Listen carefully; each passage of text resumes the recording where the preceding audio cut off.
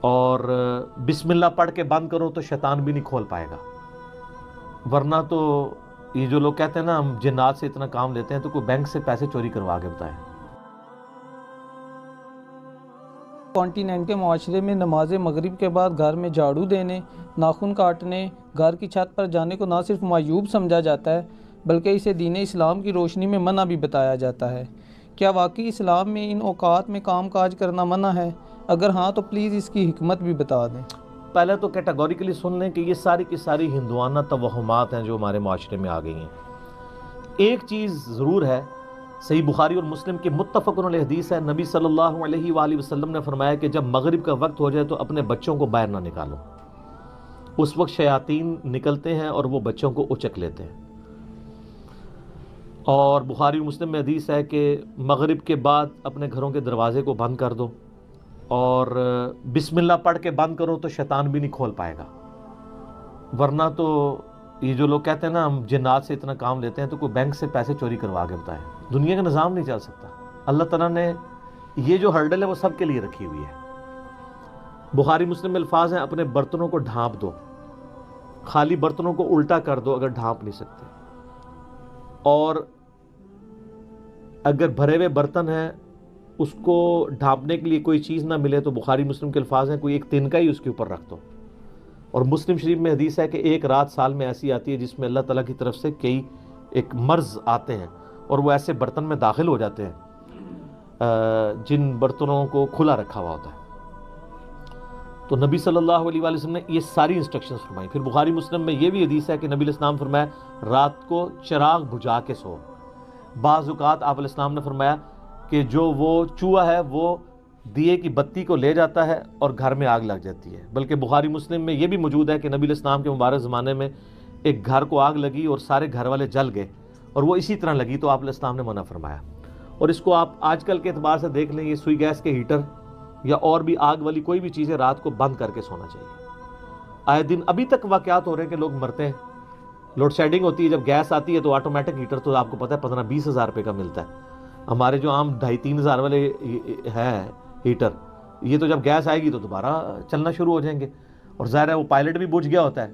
ایک ظلم تو یہ کر رہے ہیں نا، اتنی گیس لے جاتے ہیں کہ پائلٹ بھی نہیں جلتا۔ اگر پائلٹ جلتا رہے نا تو دوبارہ گیس آئے تو ہیٹر چل اٹھے۔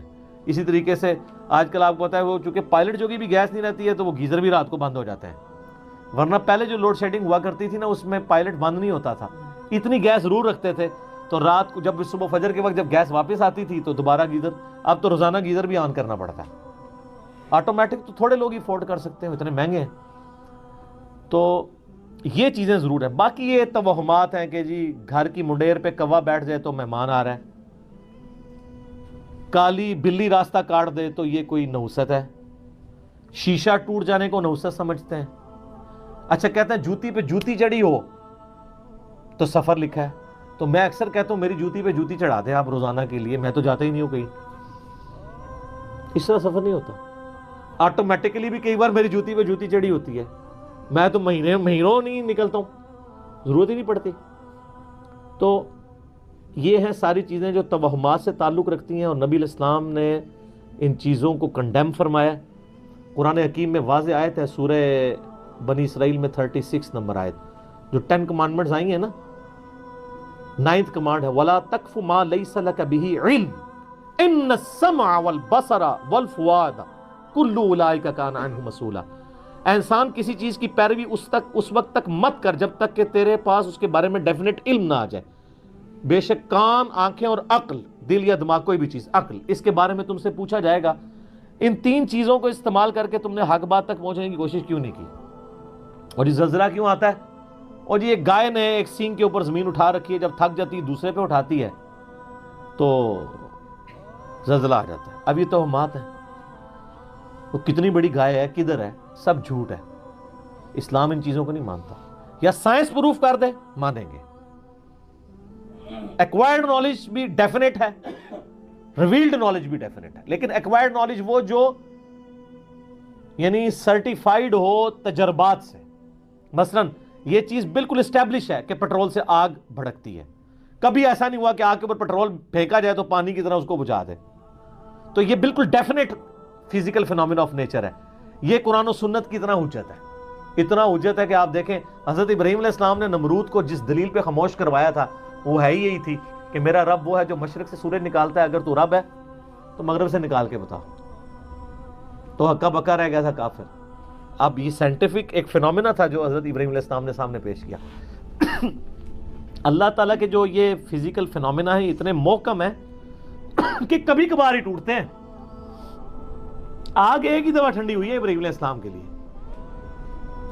روز روز تو نہیں ہوتی. کعبے کو بھی اللہ تعالیٰ نے ابرا کے لشکر سے ایک ہی دفعہ بچایا ہے. اس کے بعد تو یزید کے دور میں خانہ کعبہ کے اوپر چڑھائی ہوئی ہے اور غلاف کعبہ کا کچھ حصہ جل گیا. اس کے بعد پھر حجاج بن یوسف کی چڑھائی کے دوران خانہ کعبہ کی دیوانیں منہدم ہو گئیں، کچھ نہیں ہوا. واقعہ حرہ میں مدینہ شریف کی حرمت پر مال ہوئی.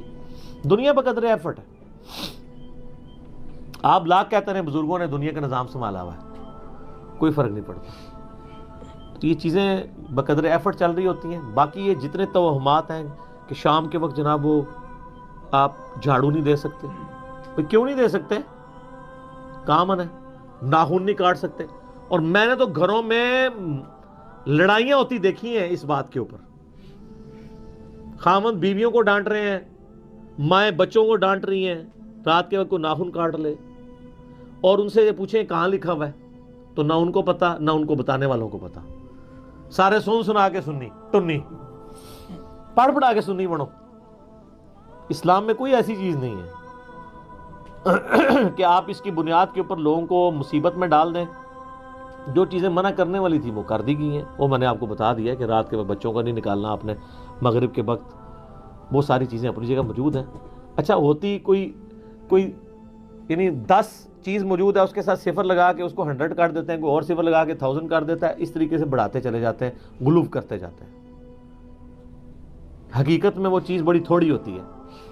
اس طریقے سے دین میں خود ایگزیجریشن کرنا، لڑائی جھگڑے کرنا. بھائی صفائی تو نصف ایمان ہے. صحیح مسلم میں 534 نمبر حدیث ہے، صفائی نصف ایمان ہے. وہ صفائی کے لیے کوئی ٹائمنگ نہیں بتائے گی، جس وقت مرضی آپ کریں صفائی. اچھا جن چیزوں میں ٹائمنگ بتائی تھی اس میں کوئی فالو نہیں کرتا. سورہ نور اٹھا کے دیکھیں، اللہ تعالیٰ نے 3 اوقات میں کسی کے گھر جانے سے منع فرمایا. ارلی ان دا مارننگ، دوپہر کے وقت اور رات کے وقت.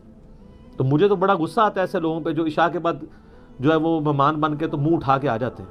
تو میں تو بالکل اسٹریٹ فارورڈ ہوں. میں دروازے پہ آ کہتا ہوں نہیں میرا ٹائم نہیں جی، انشاءاللہ پھر ملیں گے. اس کو لوگ بد اخلاقی سمجھتے ہیں، حالانکہ یہ اخلاق ہے، میرا حق ہے. مس بیل نے بار بار دینا ایک بہت ہے. مجھے ضرورت ہوگی میں دوبارہ کال کر لوں گا، اگر نہیں کرنی 50 کے بعد بھی نہیں کروں گا. آپ کو کسی نے حق نہیں دیا کہ آپ میری زندگی میں انٹرفیئر کریں. بخاری مسلم میں حدیث ہے، نبی علیہ السلام فرمایا اگر کوئی کسی کے گھر میں جھانک رہا ہے نا اور وہ آگے سے نیزہ مار کے اس کی آنکھ بھی نکال دینا، اس پہ کوئی قدغن نہیں ہے. آپ اسے بد اخلاقی سمجھیں گے کہ یار وہ جھانکنے سے کیا ہو گیا تھا، آنکھ نکال دی. بھئی اسلام تو یہی کہتا ہے، سختی ہے. خود نبی علیہ السلام نے ایک صحابی کو یہ کہہ دیا تھا کہ اگر میں جان رہا ہوتا تو میں تیرے ساتھ کر دیتا. حتیٰ کہ بخاری مسلم یہ بھی حدیث ہے کہ دروازہ کھٹکھٹاؤ، دستک دو، جواب آ جائے تو ٹھیک 3 دفعہ، ورنہ واپس چلے جاؤ. اس بات کا برا بھی نہ مانو. یہ کیوں ہے؟ کوئی اگلے کی مرضی نہیں ہے، نہیں ملنا چاہتا آپ سے، کیوں آپ اس کو مجبور کر رہے ہیں؟ تو یہ سب کی سب چیزیں ہمارے معاشرے میں توہمات چل رہی ہیں. انہی میں سے یہ بھی ہے. اسلام یا ایکوائرڈ نالج کو مانتا ہے یا ریویلڈ نالج کو. سر پھر گورے کو اسلام ہے نا. گورے کو آپ کہہ دینا کالی بلی آگے سے راستہ کاٹ دے تو نحوست ہے، وہ مانے گا؟ ایمانداری سے مجھے بتائیں. نان سینس، کیا بات کر رہے ہیں؟ نہیں مانے گا. آپ کے اعتقادات جو ہیں وہ گوروں سے بھی گئے گزرے ہیں. اور کر کے دیکھ لیں آپ، یہ جو آسٹریلیا کی ٹیم آپ کے ساتھ کر رہی ہے، ان کے آگے کے کالی بلی پھینکے پھر تو انہوں 3 سینچری مارے گا وار میں. کچھ بھی نہیں ہونا. دنیا بقدر ایفرٹ ہے. اس طرح سے کچھ بھی نہیں ہونا. ساری کی ساری چیزیں توہمات.